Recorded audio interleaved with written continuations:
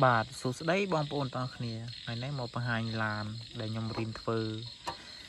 បាទឡាននេះគឺខ្ញុំធ្វើរបៀប5តោនតែរូបរាងវាគឺអត់បានដូចទេដោយសារ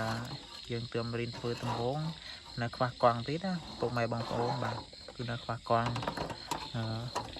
ជាស្រ័យដល់ពុកម៉ែបងប្អូនដែលខ្ញុំថតផាយទៅឯងខ្ញុំអត់សូវចេះធ្វើទេទើបធ្វើលើកទី1បាទបងប្អូនអាចទស្សនាមើលបាន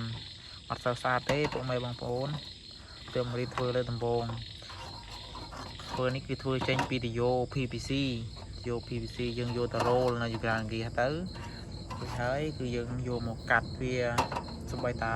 ឧបករណ៍កាត់ក៏ខ្ញុំអត់មានដែរគឺខ្ញុំកាត់នឹងកត្រៃ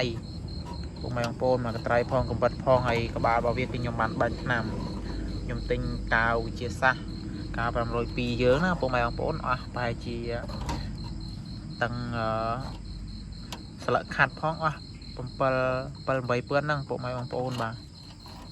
ទនេះគឺជាការងារថ្មីទុកសម្រាប់ថតចែកជូនបងប្អូនពុកម៉ែមើលទោះបីវាមិនបានស្អាតតែនេះគឺខ្ញុំស្រឡាញ់ណាពុកម៉ែបងប្អូនបាទស្រឡាញ់ណាព្រោះធ្វើចេញពីដៃយើងផ្ទាល់អញ្ចឹងគឺស្រឡាញ់ជាងដែលរបស់ដែលយើងទិញបាទបងប្អូនដែលចូលមើលវីដេអូកុំភ្លេចជួយ Subscribe ខ្ញុំ